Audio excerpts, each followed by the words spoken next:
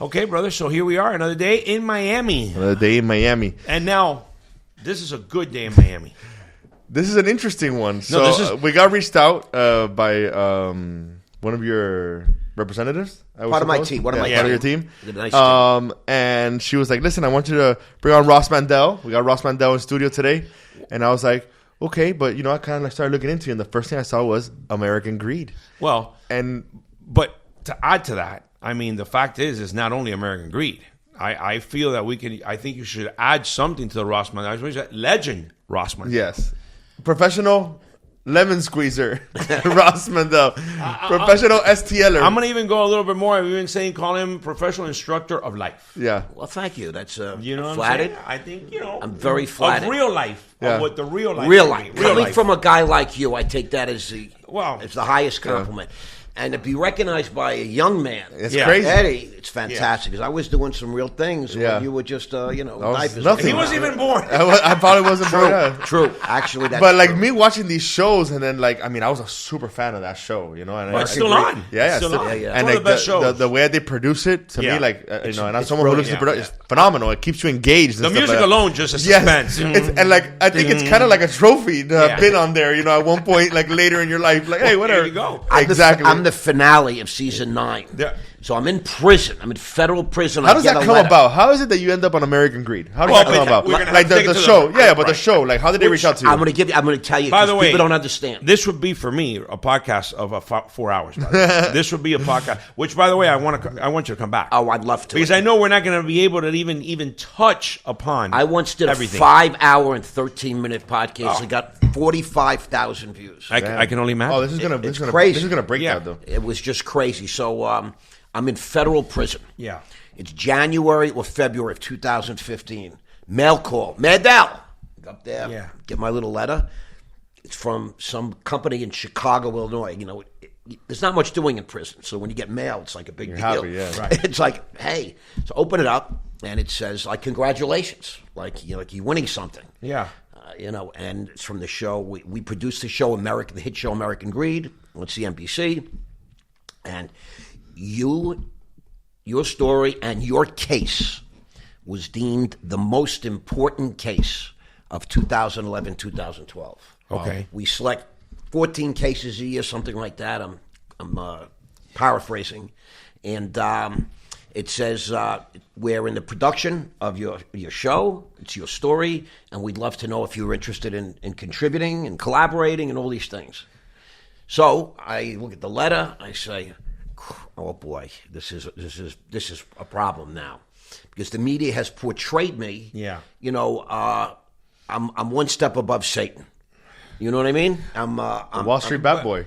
I'm a bad boy. Yeah. But could we before you continue? Yes. I think it's important that people understand, because a lot of people don't understand your history. So correct. What could you explain to our fans out there? What got you to prison? I'll just give you a quick synopsis. Little quick synopsis so people can know. So I got sober in 1990. I was a real Wall Street stud from 83 to 90. You start with hundreds of people. Best years. Great years. Rocking. And, everybody starts falling off, and I keep going forward. I'm making, $20,000 a month. You were a stockbroker? Yeah, stockbroker. Okay. 77, making $40,000 a month. Your own company, or you? No. I'm working for people. You're working for people. My way up. I started at E.F. Hutton. Came out of their training program. Wow, 130 people nationwide. In my class, there was only 12 people selected in New York. 3 were lawyers that decided they wanted to go into the stock market. 3 were accountants, CPAs. Mm-hmm. I mean, certified public accountants. They had business practices. 3 were MBAs. Wow. And there's me. And I'm like a salesman. But I talked my way STL. in. Correct. Okay. I talked my way in. And they just almost couldn't deny me because I'm very persistent, very determined. That's how I got on your show, right? Someone said, hey. She did. She was crazy? persistent. Are you crazy? She was persistent. Get in. And now we're going to put on a great show. I did that with Brad Lee in Las Vegas. Absolutely. Our clip got 9 million views, and it keeps going. It's his number one clip. This is Brad Lee. Fan of Bradley, too. I double Patrick Bet-David, the head of Ty Lopez. You remember Grant Cardone, too, right? Oh, yeah. Past Grant Cardone. I mean, all these different. My store is right next to Grant Cardone and Robert Kiyosaki. We should go check that out. I haven't been to the store. On Fan of Robert, too. Yeah, on Lightspeed Yeah. ET. So So continue I'm with that I'm a one. real Yeah. stud, but I'm drinking and I'm taking drugs. I'm snorting cocaine. I'm taking Quaaludes. I'm going to studio. the 80s. It's the disco. Don't tell me you were at Studio 54. I was there 3-4 nights a week. Oh, that kills me. Yeah. Now you're killing me. My apartment was actually on West 54th Street, right down the block. Oh, my God. My You first see, apartment in Manhattan. That's the only thing That's I ever amazing, wish man. I would have ever been able to go to. Now Studio it 54. was the best place in the world. Oh, For real. God. So I'm making. That doesn't exist anymore, right? No, No, man. I'm making money. Please. It's a Broadway show now. I Yeah. made a Broadway Yeah. show. Got you. So I'm starting to make money. You know, I'm making, my first year I made like a little under 300 grand. My second year I made about 600 grand. In the 80s. Single. I'm single. Yeah. I'm young. I don't really sleep much because I'm going out every Yeah, night. yeah, You're yeah. naturally I'm up in the wired. morning. I was highly motivated, Yeah. and I had a lot of energy, and I really didn't love it, to be honest. I didn't love the whole scene. It wasn't me. You know, people say, you know, you like to work. I don't like to work. I don't like to work. I like to play. But if you want to play at a certain level, you gotta work. you gotta have money. Yeah. It costs money to be a player. I used to fly down to Miami, and I used to spend the weekends here. I used to go to the Forge. This is in the 80s. It was know the it only very well. place to go. That's it. But I would Club stay 42 in Boca right Raton. next to it. I would stay in Boca Raton. Yeah. You understand Yeah. what I mean? So I would come down, I'd play in Miami, and I'd crash over that Rent-A-Cabana. So to make a long story short, I get sober. And when I get sober, I had when I first went to Wall Street, I opened a stock account. And I put $1,500 in. That was basically all the money I had, except what I had to live on every week. Yeah. I was making only $150 a week, which was cab fare and hot dogs for lunch. Yeah. Right? You get licensed, now you get no money, commission only. So you eat what you kill. They teach you how to kill. Yeah. Do you guys understand? If you Abso- have no absolutely, money, brother, absolutely. we all start with Yeah. nothing and we build, right? Yeah. Yeah. So I got no salary, and I recommend every young man start with no salary, get a commission job, because you'll learn how to earn money. You're gonna be hungry. If somebody's handing you money every week, every 15 days, every 2 weeks, guess what? It ain't happening. Lean back. Well, it's, you know, when you're hungry, you somehow figure out how to kill, no, and you're gonna- right? So I get sober. Now, I turned that 1,500 from 1983 to March 18th, 1987 into $30 million. For real. If I wish it would, you know, we didn't have cell phones then. We didn't have cameras everywhere. I would have taken pictures. That's a of it. story itself. But I had that money. Yeah. And it's a great story how I did it. But I also spent about $5 million just partying. I was flying in private jets. I'd be okay, in I'd be at 1985 and 1986, nobody was in private jets. Oh, please. Famous actors and movie stars, a couple of household name billionaires today that Yeah. were only millionaires then, a couple of athletes and guys like me, you know, young, aggressive, Wall Street type guys, right? I get sober, my 30 million's gone, and I actually owe $1 million. And I decide to go to rehab. I get clean. I come out, and I'm looking at the world now for the first time with clarity, right? Yeah. For the first time, I'm saying, what the fuck? Yeah. I just blew all this. What the fuck did I do? Yeah. You know, I'm treating guys to $100,000 weekends. That's like $1 If million weekend. I've today. only saved $5 million. Right. If you would have known me then, we would have hung out. Oh, I would please. blow $100,000 in a weekend, for real. Yeah. And it's I'm not proud of it, but it's just true. It's part of my story, and Yeah. I've lived it. I'm happy is to what it share is. It is what if it you're is. listening and you're doing it, learn. Yeah. Wise up, baby. So I say, fuck, what am I going to do? I looked at the arena. I looked at America, and I said, what the hell? There's a brokerage firm with 2 or 3 or 4 on every corner in every town in every city in every state in this country. America is now saturated with stockbrokers. When I started, it wasn't like that. Yeah. And so now it's 1991. I'm clean and sober. I got to rebuild. And I start looking at the rest of the world. Like your grandfather. Yeah. Right? Spain, the war, he ends up in Cuba. I'm looking at the war and saying, you know, here's something that I learned, and it's for your audience and for you guys. The greatest wealth is created not by innovation, but by imitation. You find something that works, Do better. and you bring it somewhere where they don't have it, and then you put your spin on it. You put Yeah. some lipstick on it, right? 100%. The wheel works great. You don't need Yeah. to reinvent the wheel. That's right. A lot of Yeah. guys sit there and try and do that. Yeah. Take the wheel somewhere, maybe, you know, fancy Enhance it up. it. Yeah. You got Enhance it. You got it. Just like you're Enhance doing with it. the agency. He's always told me the best ideas are stolen ideas. Well, Of course. because all you do is go ahead and enhance it. Of course. Just do it. That's Put all. it Can you to make your that better? spirit. Okay, Bring make it it to better. somebody Make it that doesn't better. have it. One happen- So I start cold calling everywhere on planet Earth where they speak English. Yeah. I'm not, you know, We tried South America, it doesn't work. But, my Spanish doesn't work there. But Well, the thing is, South Americans are naturally very skeptical. Americans are usually very welcoming to like ideas and things. You want me to tell you the honest truth? Yeah. The South Americans, they all say yes, and then they disappear. And they Yeah. just renege. They're gone. They renege. Yeah. They're like, some of the guys in India. If there was a guy named Singh, you never take the account. No, but I did timeshare calls. I worked at a timeshare so you company for 4 years, and understand a I lot. did phone calls, and I would have to crank out all day, and I would stay in the office till 11 to get the people in California. Of course. So the Americans are so easy. They're super easy. If you just have a good your approach, customer service. The Hispanics, they ask you 75 questions, and they need to see. And Yeah. Right. it's And they hard. disappear. I'm not going to get burned with this shit. Yeah. Yeah. So I start calling England, and I start calling Ireland and Wales, Scotland. Then I go to South Africa, playing the time zones. Yeah. Australia, New Zealand, South Africa, wherever they speak English, they pick up the phone. They've never been cold called. They've never been pitched stock ideas. point. Within a few years, I become, according to Forbes, according to the Wall Street Journal, the number one exporter of American financial opportunities to people around the world. Just from number cold one. calling, that's crazy. At one point, I had 10,000 multimillionaires as clients. 10,000. And I had thousands of guys working for me. I had multiple offices, all this and that. And so I'm big now in England. We're huge. I have, literally hundreds of multimillionaires. Scotland, Ireland. I'm going, I used to make these trips and see 15 guys a day for 14 straight days. Wow. Staying in the best hotels, ordering the best food, doing a lot of crazy stuff with a lot of young men. Yeah, You can yeah, see it yeah. in a movie and a book soon. Sure. So I can only imagine. I'm the Wolf of Wall Street on There you go. steroids. There you go. And it was an international story versus, Yeah. setting up a little shop on Long Island and Correct. teaching a bunch of young guys how to steal. Yeah. Right. So we were real. And what happened was, all of a sudden, the regulators started coming in. They were coming at me.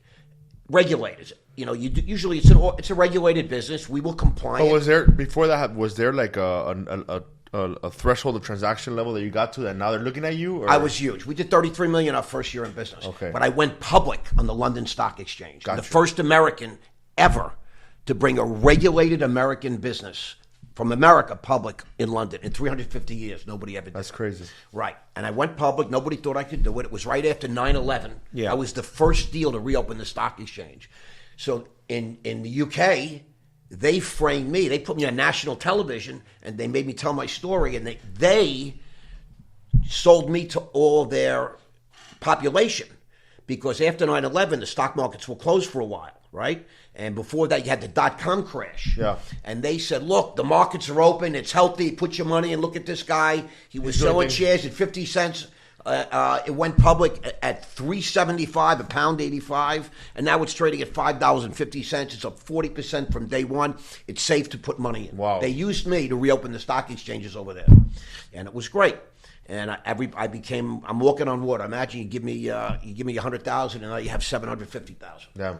And you're operating an office with how many employees? So now I have an office there. I get 30,000 square feet. 400 people over there. Oof. I got hundreds of people here. Then I raise close to $1 billion, and I start a hedge fund. Yeah. And then I start buying companies. Forbes does a big pictorial on me, all these different things. But what happens is the regulators start coming at me. The NASD, the FINRA, NASD regulation, the SEC, the FSA, and I don't know what's going on, but I'm being assaulted. I'm paying a law firm. It's called Wilmer Hale today. We're the biggest regulatory law firm in the world out of Washington. This is where all the guys come and go from American politics. Yeah. And I'm paying them $500,000-$600,000 a month for 4 years. That's fucking crazy. And I'm holding off these regulators. It's like they're all in business together. Now, see, on a highway, it's called paying a toll. Yeah. You get to a certain point, You have to pay the toll. now it's their business. Yeah. You're in their business. I'm taking their business. That's how they look at it. And I go public. My fund goes public in London. It was £1. It goes to £2 the first day. There's millions of shares being traded. I'm like a real hero. And I was asked to speak and address British Parliament, the House of Lords, in October of 2004. And I do that. And then in May of 2005, I opened up both houses of British Parliament. I spoke right after the Queen of England, Holy shit. the Queen that recently passed away. Yes. How'd you get that invite? Charles's mother. Because I had half the House of Lords as clients, and I was making everybody tons of money. They all loved me. So then this was Come on over. This was a pitch. Yeah. Well, they loved me and they Yeah. wanted to celebrate me. Right. Gotcha. You can't pay for this. You have to Yeah, be yeah, invited. yeah, Yeah. My first time I spoke at the House of Lords, I was allowed to invite 125 people. Wow. And they served a buffet lunch and dinner, and they said, but there's no chairs, no tables. So what does that mean? They said, well, there's no chairs, there's no tables. They speak English, right? And I'm like, so that you would get your plate and you had to stand up and listen to me talk and all that. Then I get invited back 6 months later for what they call May Day, May of 2005. I'm opening up now, not just the House of Lords, but the House of Commons, full Parliament. I had a standing ovation 2005. I'm a fairly good speaker. And I had they never had a guy like me really addressing these people. And so I said, what's May Day? They say, well, the Queen comes to Parliament and opens up our Congress for the spring session. Yeah. Then they'll go to Ascot for the races, the crazy outfits with the hats and the uniform. You buy a 10, So the second, when I went to May Day, and I was allowed to invite 250 of my closest friends and associates, and it was a full sit-down lunch with tables and seats and, the whole thing, like relax. And I said, what happens if I get invited back again? If you get invited back again, it's a Saturday night. 350 people. Saturday night, black tie, 500. Okay. And then after if you do that successfully, then you get knighted by the king or the queen. Holy shit. So I came very close, and I plan to get that back. I got to do it one more time. I need a big invitation, and that's my goal. We got to reach out to Charles. My goal is to get public. Yeah. Again, for the third time, get invited back, and finally make that. You hear me, guys? I want to be Sir Ross Mandell. We have to reach out to Charles. You guys will staff. come when we ring the No. stock exchange. I mean, I'm even though it's only 20 of the guests, we're going to that one. So now, I'm at the attention of everybody in the industry. Right. Everybody in the Yeah. industry. Now, I think I did a good thing. Right. I learned and I taught people. I created a footprint. How to go public for a fraction of the cost in America, a fraction of the regulation in America, twice the amount of capital, and twice the amount of liquidity. Four for four, all great things. I feel like I created something amazing. There's some people out there that didn't like that. After I did it the second time, 200 of the biggest companies in America, like Cobra, Kravis, Roberts, companies like Blackstone and the biggest of the big, all followed my footprint. And at another time, I'll explain to you why. It gets a little technical, but I created something crazy. I brought it to America. What I didn't know, what I learned when I was in prison from some very serious people, attorneys and so forth, was that people in Lower Manhattan believed that I cost America, the firms and the banks in Lower Manhattan, $100 billion in fees and trading profits. $100 billion. Wow. And so, because 200 companies went public after me like I did, they would have had to go public in Lower Manhattan. 200 companies. That's 200 IPOs. Each, they make millions on fees, the accounting, the regulation. Yeah, Whatever company is going to prepare your company to go public. It costs millions to go public and to stay public. Millions. But you get back hundreds of millions, Right. So what he was doing was he was doing a way of how to avoid that. Yeah, so you were circumventing the process. I found a better road. Correct. And there was no toll. How does that work, though? What do you mean? How does it work? Like, what road did you find? Like, how did you circumvent them? I went to England. You went to the England route. Okay. And I found out that, we have what they call quarterly reporting. You know what that is? Yes. Yeah. I'm going to give you a quick lesson. A quarterly reporting. What does that mean? Every 90 days, your accountants have to come in, usually at 45 days, and start gathering the numbers so they can report to the world. Okay. It's the idea of the stock market is about transparency. Gotcha. You're supposed to have, as an investor, the exact same information that everybody has, like Goldman Sachs and JP correct. Morgan. Okay. Yeah, of course. They make $3.5 billion every 90 days in trading profits, but they don't know anything that you don't know. Yeah. Okay, right? Right. Happy horse shit. Yeah. But so every 90 days, so the PCOAB, after the .com crash in March of 2000, WorldCom, the biggest company in the world, it's the phone company, biggest in the world, zero. Goes out, fails. Enron, the biggest energy trading company in the world, zero. Fraud goes out. My favorite, Lucent Technologies, a Bell company, Yep. Every widow, every retirement account Had their was money. loose at $82 Yeah. a share, A+ rated by every rating agency, goes to 0. Yeah. Okay? So the Congress right ahead got together, indicted a bunch of people. That had nothing to do with any of this. Isn't that time what happened? Was Lehman in there too? The Lehman, yes. Yeah, Lehman goes. brother? Lehman, Yeah. well, I think that's in 08, 09. Oh, no, okay. They go out. Yeah. Yeah, they go to 0. Yeah. So make a long story short,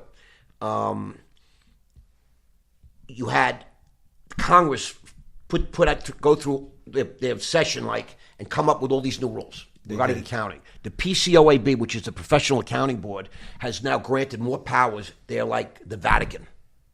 So now you want to go public, you got to pay this one, you got to pay that one. Then in 08, 09, when everything failed. Yeah. Too big to fail. They all failed. Yeah. All the bailouts. They indicted me. Now they have more rules, more laws. Well, right? that's all the. That's to all they your do. point, all the thing in Congress. They did the Franks. Dodd-Frank. That's the next Dodd-Frank. one. That's the Correct. next thing. Correct. They did the whole Patriot Act. So thing. you know all these different things. Yeah. So I discovered that the rest of the world, pay attention, everybody, is not on quarterly reporting. That's America. They're on biannual reporting. You only have to report twice a year. And at 6 months, it's not audited. It's what they call reviewed. What that means, instead of the accountants charging $1 million, they can only charge you $150,000.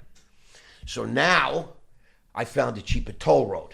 You don't have the accountants living in your place. Right. Every public company that every stock that you see that's listed and traded, and thousands you don't know about, have to pay these accountants, pay these auditors. This is America. It's a giant whorehouse. I hate to say it. And everybody's robbing, raping, and stealing, pillaging, and lining their pockets. Look at USA. Put that on social media. Look at USA. Right, you see what Trump is doing there? They crazy. Hundreds of billions have been stolen from this country. It's incredible. Okay? We've been raped and we continue to be raped, just so you know. Yeah. They're lining their fucking pockets. It's criminality. That's why they put me in prison. So what happened was they tried to, disrupt me. They tried to get me out of the game. But I'm an animal. And I'm fighting them off, and I'm very talented in the stock market. I'm a beast. I really am. Beast. I was Mr. Beast long before him. And I was on the front page of newspapers. If they had social media, I would have 100 million followers, just so you guys know. Yeah. I was on the front page of newspapers since I'm freaking younger than you, since I'm a kid. And the biggest story in the history of the Wall Street Journal was published March 14th, 1996. 5,250 words. My life story. It was the largest story ever published by the Journal at that time on any human being, and it was my story, front page of the Wall Street Journal, Dow Jones, biggest selling newspaper in the world, the Wall Street Journal. So now, hold on. I want to share with you. So now I create this. I understand you don't have to pay the accountants all this money. You don't have to report all this. The regulation is so much lighter. Everybody's got money. Nobody in America, everybody's leveraged, borrowed, mortgaged, borrowed. You see guys in Miami, they got a $150,000 car, they got a $100,000 watch, and they got no money. They don't even have a ham and cheese in the There's refrigerator no in the house. capital, but they look great, they sound great, they're fit, they got fancy Trust clothes. me, I know them. They got nice watches. Today I'm wearing, regular. Well, this is a. You're good. This is a Zania shirt, but Miami. This is Miami. What am I to say is you understand. It's a show me kind of place. In Europe, they live humbly and they all own their own homes. They don't have mortgages. They all own their own cars. You understand? They own second homes in Spain or in the country. There's real capital. Okay, it was untapped. I found that, and so Barclays Bank. I get then a number of banks come at me. They're interested in acquiring Sky Capital.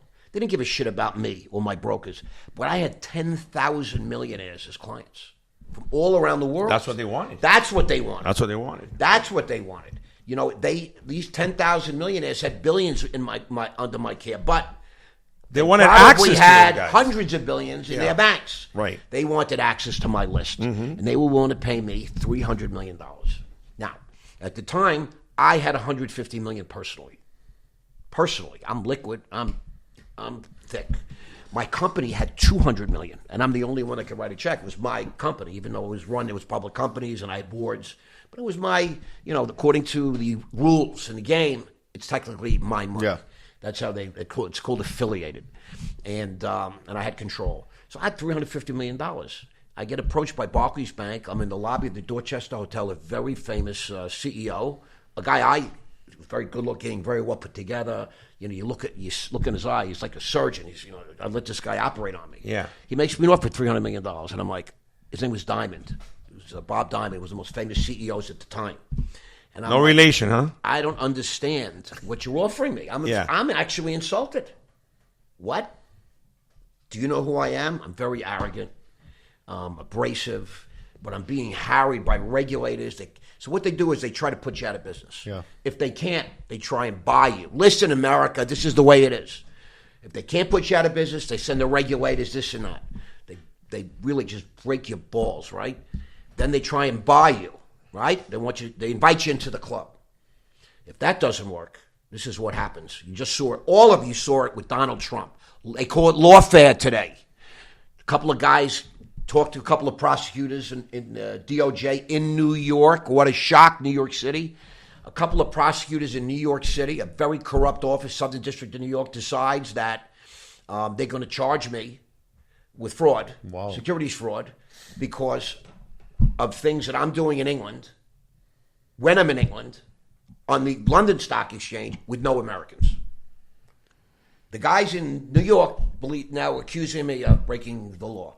The stock exchange comes to my trial and tells the jury, Mr. Mandell did nothing wrong. Wow. No wrong. In fact, I got letters of praise, and the judge wouldn't allow us to put them in because they were prejudicial. I mean, it's the most corrupt, broken system. I've been screaming about this for 15 years. The thing is, you all saw it now. Yeah. Donald Trump, 77 years old, former president. They charge him with 92 counts in 4 different jurisdictions. It's crazy. They said, look, we're not even going to try and hide it anymore. We're Trump, corrupt as fuck. The thing with Trump system is criminal, and fuck you. That's what they said to America. And you know what America said? Get the fuck out of here. Yeah. The thing with Trump is that we call him Teflon Don, man. You can do whatever you want to him. He just gets bigger and bigger. Well, listen, here's what it was. He was fighting for his life. Yeah, he was. I'm going to tell you guys, if Donald Trump doesn't win that election, he spends the rest of his life in prison. He dies in prison. I'm letting you know. And they break his companies. They went after his sons. There would be no money left in the Trump family. And these are vicious, vile, disgusting people. Yeah. And they're willing to do anything to break this country. And then they pretend like they don't do anything. That's the worst part. Then they're up in arms. Yeah. They're up in arms. Yeah. They want to steal your country, but they're going to allow you to cut off your It's coming penis. To light now. Everybody's seeing it now. Everybody's seeing it now. They stopped hiding in the shadows. And that's why they tried to destroy him so much, because they knew that this was what he was going to do. Sooner or later, they had to come out and say, okay, now we're going to take over this country. It's official. They've been doing it slowly for many, many years. Yeah. Just so you know, that was the election. Well, Elon Musk was saying, obviously it was true. He goes, they're importing voters into purple states. Correct. And if this election is not won, we will forever. It'll never be an election. It'll turn into California. It's always going to be. It's always going to be swung towards the Democrats. Well, you want to know a very interesting fact? The only states that Trump lost, the only states in America, they have no voter ID. No voter ID. Yeah, crazy. Right? It's here I'm dropping off 100,000 ballots. Yeah. Don't worry, they're clean. Yeah. Thank you very much. Yeah. Imagine? It's Venezuela. I hate to say it.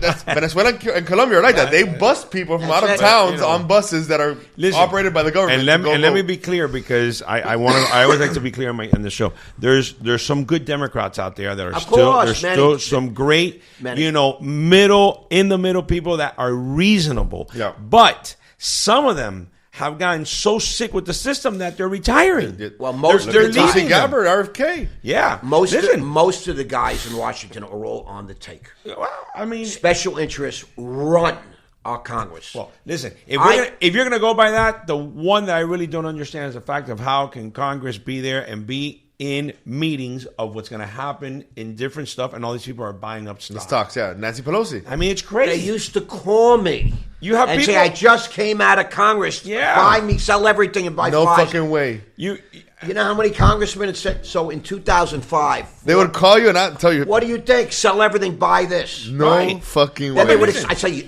really? I say, yeah. They would tell me the whole thing. We're not talking about. We're not talking about something that's hidden. I mean, you have on social media. You have all the people that do that follow all the congressmen's. Because it's public record. You got to realize it's legal. It's legal for them to do that. It's legal for them to do that. Yeah, and that's so disgusting. Well, it's legal, but by the way, Biden before he left, in one of his farewell speeches, he obviously everybody knows why he said that. He was pissed off at Pelosi for what she did to him. Right. So he now all of a sudden says, by the way, we should go ahead and ban all Congress people from trading. Yeah, but they've been saying that. And then what you don't know is they have votes like at midnight on a Tuesday, or that nobody knows what's on a going Friday on. night of the 3-day holiday weekend. They show up at 12:15. Everybody shows up and votes no. Yeah, and they continue. But that makes that for you. That's a great connection. That makes you successful with your other clients. Hey, the to congressman just called this, so put over here. People were wondering how I was so successful. Are you still getting those calls? Or? I'll tell you, in 2005. Let us know. In 2005, Forbes published a story on me, 3-day pictorial, right? And it's Ross Mandell is back with a flair, selling stock and buying politicians. I love it. It was totally true. Yeah. That was true. I never denied it. I used to have lunch in the United States Senate, 4 or 5 times a year. That's regular. That's politics. That's lobbying. That's regular lobbying and governmental relations. Listen, Miami politics. It's no different up there, but it's a big. No, Miami politics. Everything here is done. But the right way. but you have all these ex-Congress and senators that leave and then they join firms. They all go right to lobbying firms. There's a million. Yeah. There's so many ways. We could talk for 3 days. That's what I'm saying. I mean, that was part of my story. They know the ins and outs. This can go to this committee. This can go to that committee. But I'll tell you, me hearing all this stuff and learning from you guys and Manny for a couple of years now, if I can go back, I would have studied political science then. I would have gone into politics since a young age, but polished into politics. But it's a tough game. It is. But you start with finance, you build your capital, and then you go into. I always tell them you can't study politics. Politics is something you learn in the street. You have to be in it. You got to be in it. You got to be in it. You can't study politics. I would have studied coding. Yeah, I would learn how to friggin' write code. Look at Elon Musk now, his whole squad. Look at Elon Musk, which is still good, by the way. I think that's something to be pushed for young kids nowadays. We have a podcast talking about that. How about this? What's the name? Ocampo?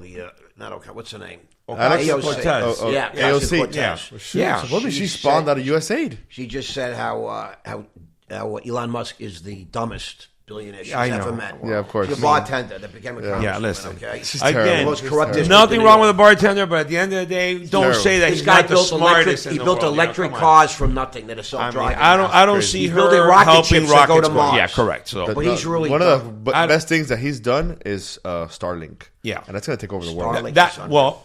That's one that to be looked at. He's going to be able to. He's going to connect the whole world and then bring them all into X. Well, that's why I'll tell you why I'm doing what I'm doing today and why I praise you guys. A Day in Miami is the top podcast in the state of Florida. And I'm going to tell you, we try to explain everyday issues to everyday people. But you know what? Starlink, we're soon to have an audience potentially of up to 8 billion people. That's crazy. How can you reach 8 billion? We're now at the cutting edge of what's coming. Yep. And you guys have the vision to do this, and A Day in Miami, it's fantastic. You're located. Carl gave us Florida. These are 2 outrageously smart and very cool guys, 2 different generations. Yeah, by the way.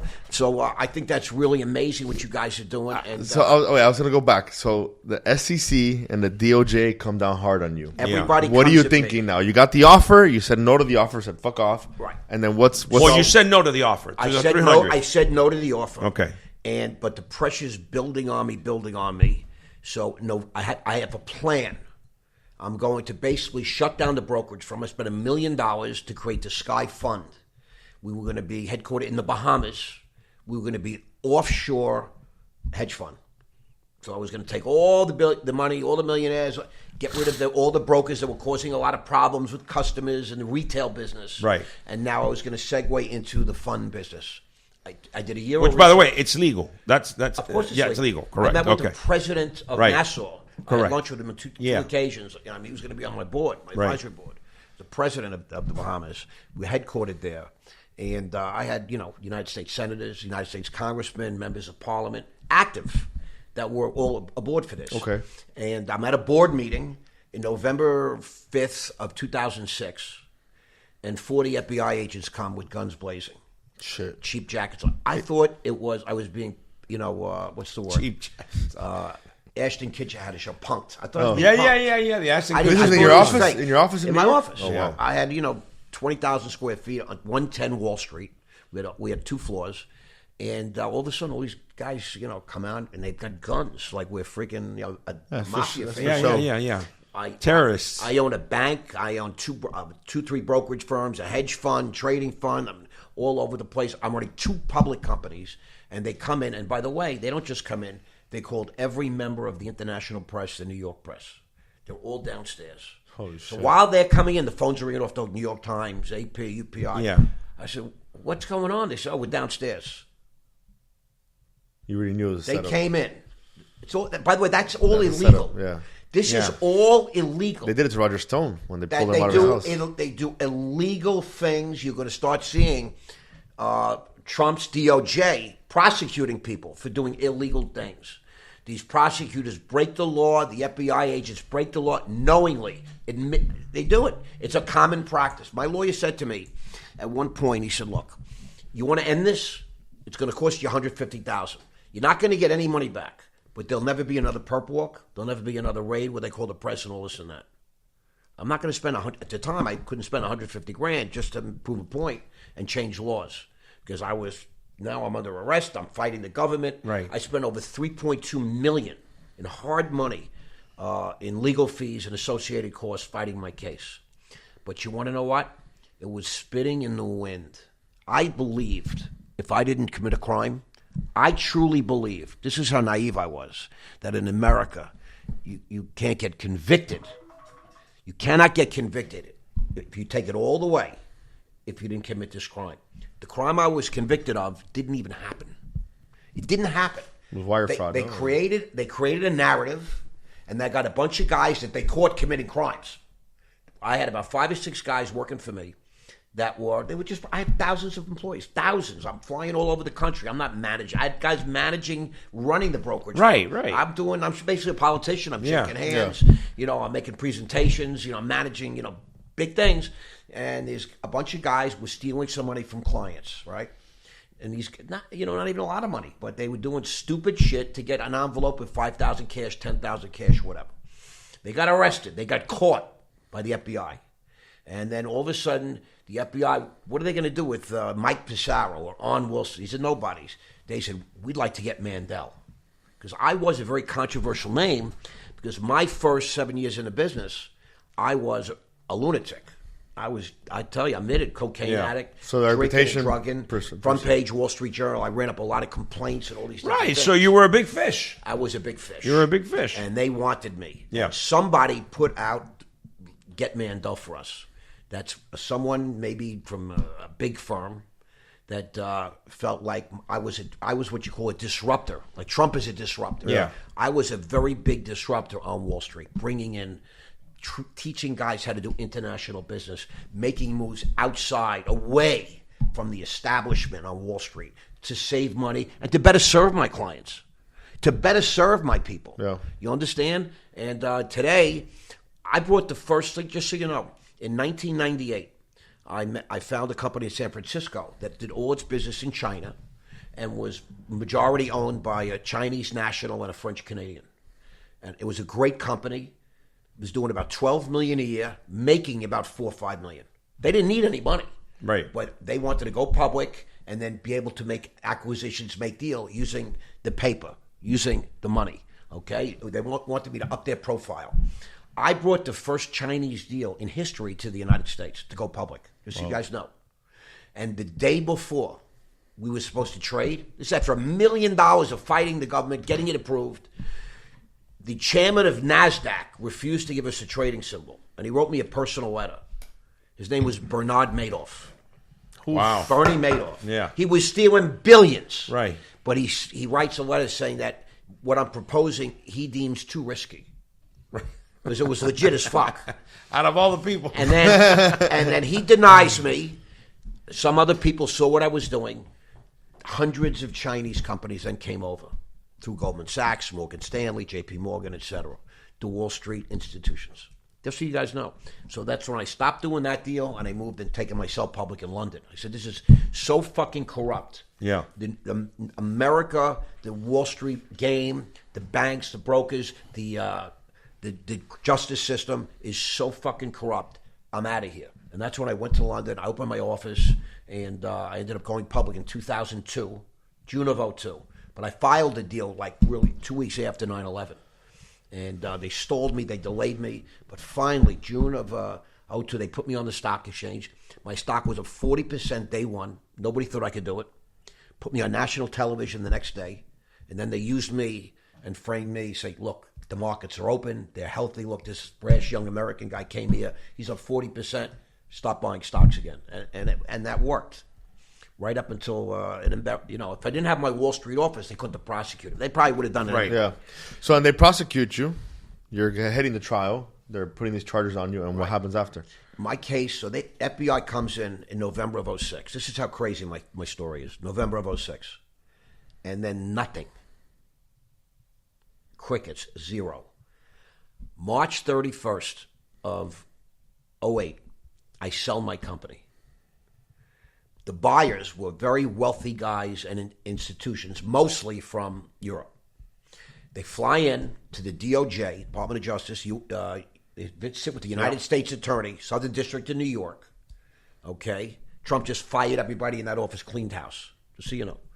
And they called me up on the phone. They asked me 4 questions. I was able to answer every question honestly with evidence that I supplied, emails. They said, Mr. Mandell, you're not going to be indicted. Your company's not going to be indicted.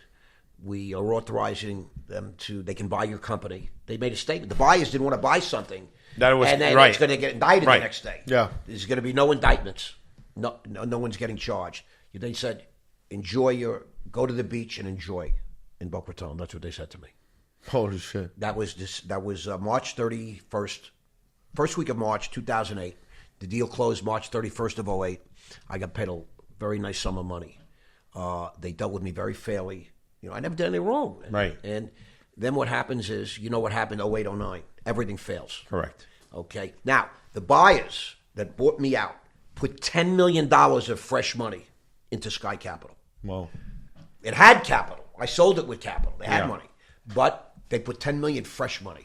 And they really tried to make a go of it. But in 2008, 2009, everything really weren't short. Yeah. If you don't know the short game, these guys did not understand that. If you're not willing to stay short, you're toast. Yeah. They got crushed. They closed it. They filed to withdraw their membership in early 2009. July 4th weekend of 2009, I find that I'm going to get indicted. So they came in 2006. Nobody gets arrested. Nobody gets indicted. They had arrested a few of the guys because they caught them committing crime. Right. It's like if I walk up to you on the street and I smack you in the head and grab your wallet, you start screaming, cop sees, he's going to arrest me, right? Yeah. They caught these guys doing a crime. I've never did anything wrong. They had no evidence, no proof, nothing. But what they do is they call it an indictment. They create a crime. The government creates a crime. This happens all the time, just so you guys know. And being Cuban, you'll probably understand this. I hate to say it. Because you don't believe you understand how corrupt government can be. In America, people are just starting to wake up to this fact. Yeah. We really believe it's legit. It's a complete lie. Especially when you're young too. America's positioned in such a beautiful format too. And when you start getting older, you start realizing you're like, okay, well, it's not really what they picked. It's still the best country in the world. No. There's no doubt about it. They're not the most powerful for any other reason. But I agree with that. But they can fuck you over. Well, it's not really the country; it's the people that were running. Correct. It's the people that were running the Department of Justice. Like in any other job. So then you get indicted, and what happens now? Now I get indicted. So now it's July 4th weekend of 2009. So there's what they call motion practice. I have great lawyers. I have a lot of money. I say, come on, this is ridiculous. Yeah. I'll beat it down. They'll let me go. I'll just get some probation. I'll make a deal, whatever. And I should have done that. What I didn't know, my lawyer, the lawyer I hired, was secretly representing another guy in the case. Oh, completely illegal. Called the conflict of interest. And that lawyer, they had him on tape committing crimes. They had him on tape. So the whole time he's secretly representing this guy. This is one of his partners, by the way. Made an agreement to protect this guy. They ended up disbarring him just for 18 months. And he basically laid down and made sure that I got convicted, even though there was no evidence against me. So you went to trial? I went to trial. 5-week trial. Yeah. 5-week trial. Right. Crazy. Convicted. So they did the whole thing. They opened an indictment against you. They did the grand jury selection. They found the evidence. They did and then so listen. This is 2011, right? That's my trial. 5 weeks convicted, 4 counts. Then They don't sentence me till 2012. A year later. Then they order me to go to prison in 45 days. We file an appeal. Why should I go to prison and do anything wrong? It's all bullshit. The appellate court agrees. The United States Appellate Court agrees for the second circuit. Yeah. They say Mr. Mandell's not going to prison, even though the judge ordered me to go to prison. He would refuse to give me bail pending appeal. The appellate court said, we don't like, this is something here smells wrong. Mr. Mandell is going to be allowed to stay out on bail throughout the entire course of his appeals.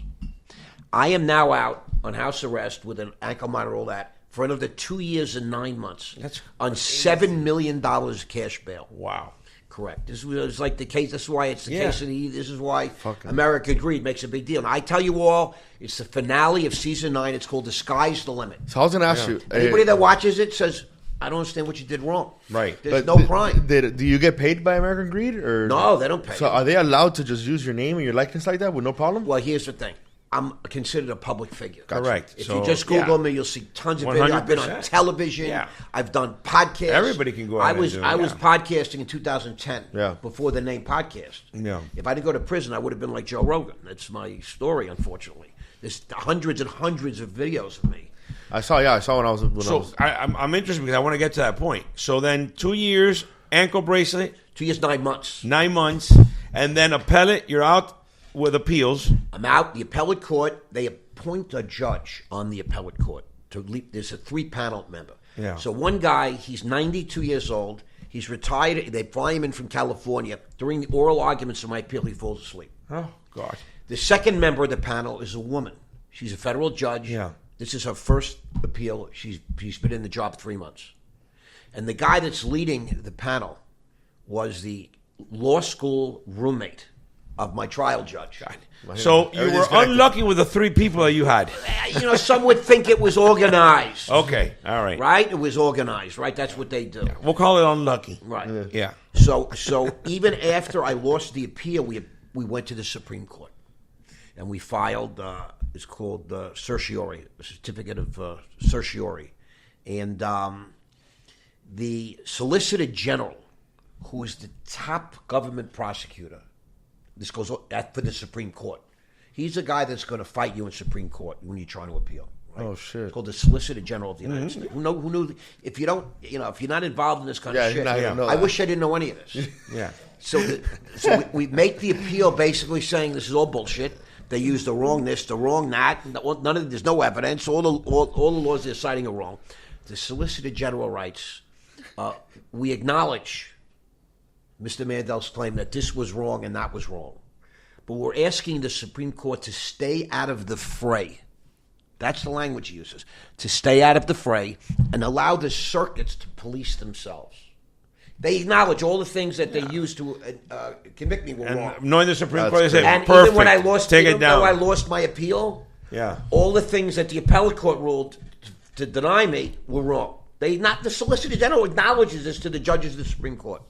But he asked the judges to stay out of the fray. So let the circuits police themselves. And that's the end of it. Wow. Now there's nowhere else to go. You would think the Supreme Court would take the case, no. Some of them, to his point, if the Solicitor General gets involved and they say that's their advice. Like, gay rights or some kind of big thing, they're not interested. There's some things that they haven't taken up. Many stuff. Many things. They choose one out of like 100,000 cases. So, Ross, so then the circuit found you then? Circuit didn't do anything. They didn't say anything. They said, fuck you, and now I'm in prison serving a 144-month sentence.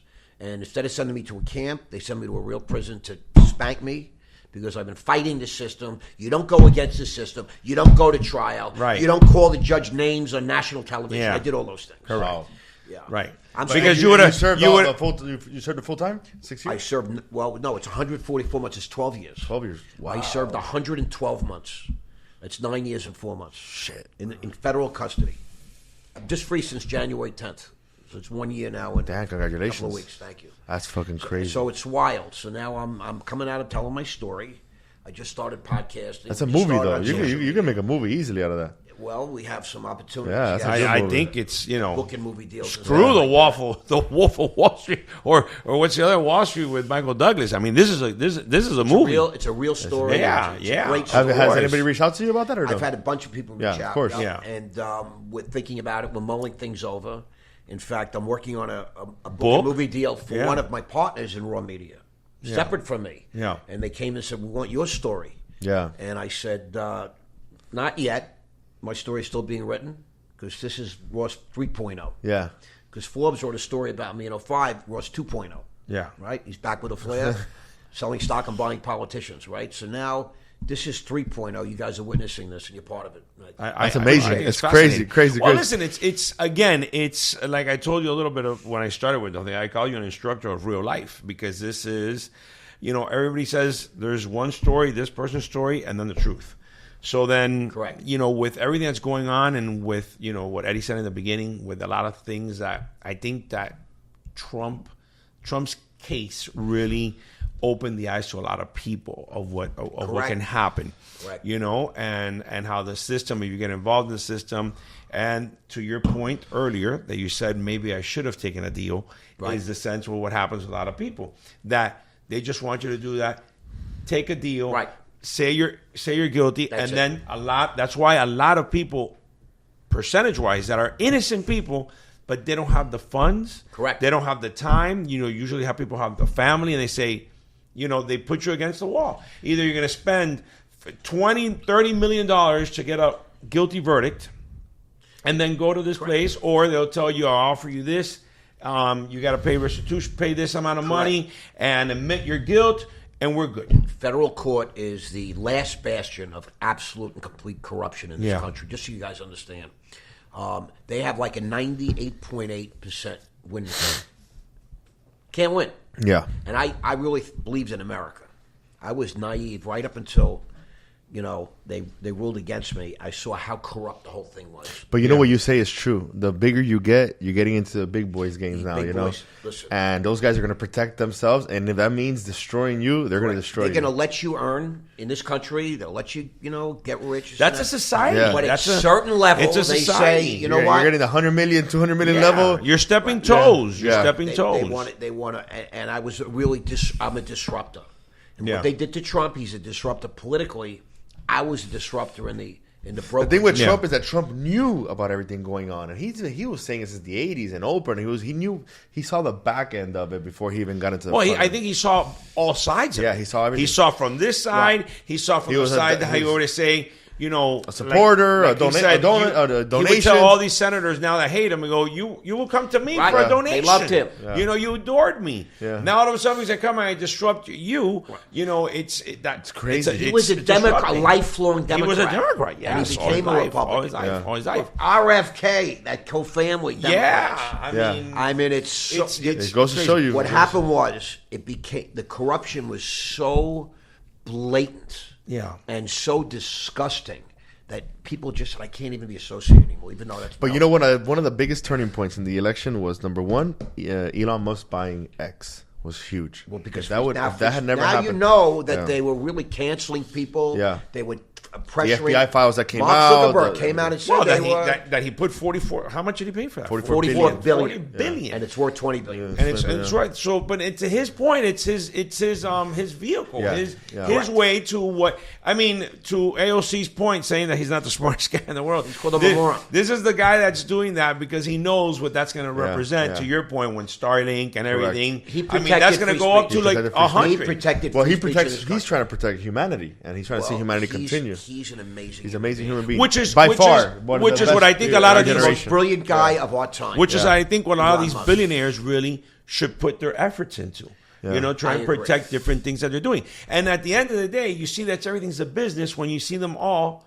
Now, Yeah. half of them that talked so much crap of Trump, Right. all of a sudden now they all came to the inauguration. Well, they're scared. They party with the They're guy. scared. Yeah. They were there, and they told him, "Hey, listen, no hard feelings, brother. No, But now you know what changed a lot of that too? When the first assassination attempt. Well, they say that when he came on video and he started, fight with the blood. That's how everyone started calling him. That's how crazy it has gotten. Yeah. They openly tried to kill this guy. Yeah. Openly. Yeah. On national television. And then they pretended like it didn't happen. Oh, it yeah. was That's shards another of glass, right. and we don't know what's going on. The guy stepped on something. Kamala Harris cannot finish a sentence. Listen. She's a fucking moron. And you know what? And she's been a puppet of this guy. You see the 60 Minutes stuff? Yeah. They're showing now the real interview. Well, here's the biggest thing. The fact that he's winning all these lawsuits. Yeah. He won the one against ABC. Well, they're just settling. They're going to be settling, and they're settling, and you're admitting to it. Now, at the end of the day, the most fascinating thing, again, it doesn't matter if you're Republican, Democrat, Independent.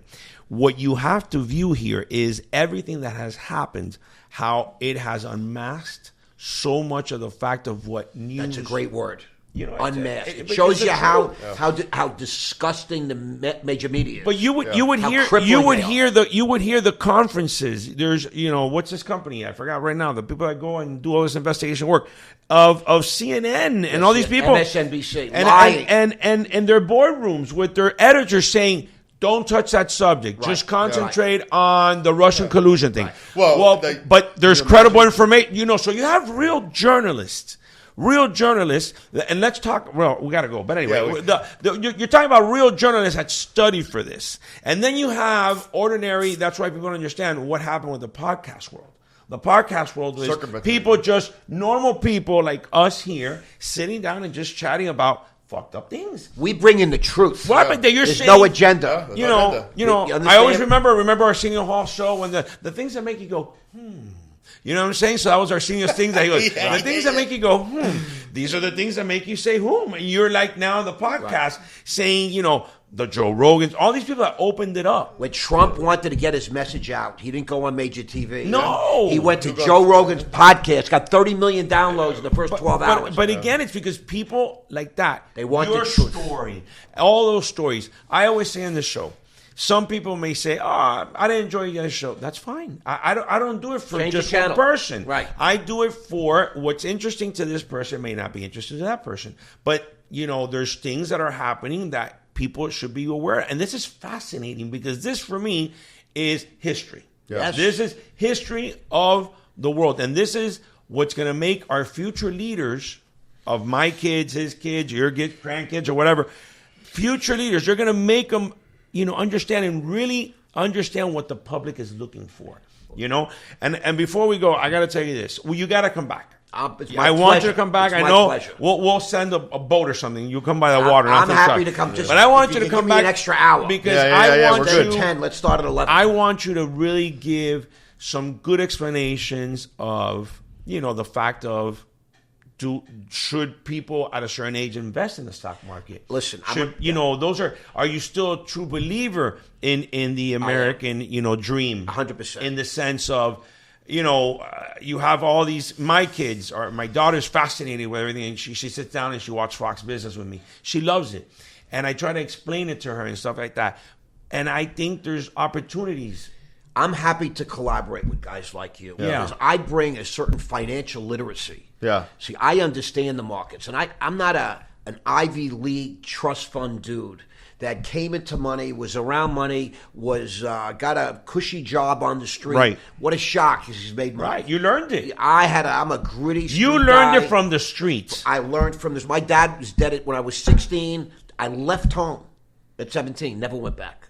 And I had no money. I'm not from family money, all these different things. And I learned, you eat what you kill. That's what they teach you. So I really learned. There's a saying in Spanish. I always say, dime con quién anda y te diré quién eres, which means tell me who you're with and I'll tell you, I love that. Tell me who you hang out with and I'll tell you who you are. I always say, if you want to learn, you got to go with a certain people to learn. Right. If you don't want to learn, you don't find those people. And we're writing right now I'm an educator today. I'm an influencer. I'm a consultant. And a mentor. I have a mastermind program. But we're writing a stock market course now. There's going to be 5 or 6 different courses coming in a row. That's good. I'm going to teach the world the stock market because there's not one single course right now anywhere that really teaches the market. You have a lot of kids on Discord and Telegram scamming people. Get rich quick schemes. The crypto scams. Don't buy into any of it. Reach out to Ross Mandell. Go to rossmandell.com.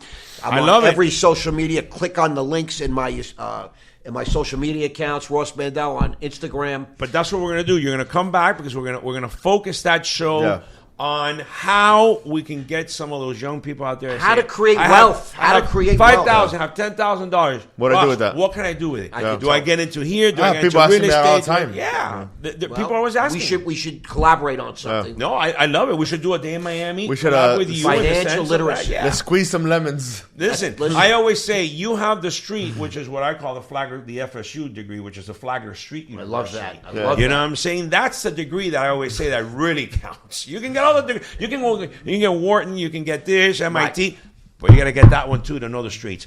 Ross, my brother. Thank you. Pleasure. What a great moment. Brothers. And again, I could be here till tomorrow.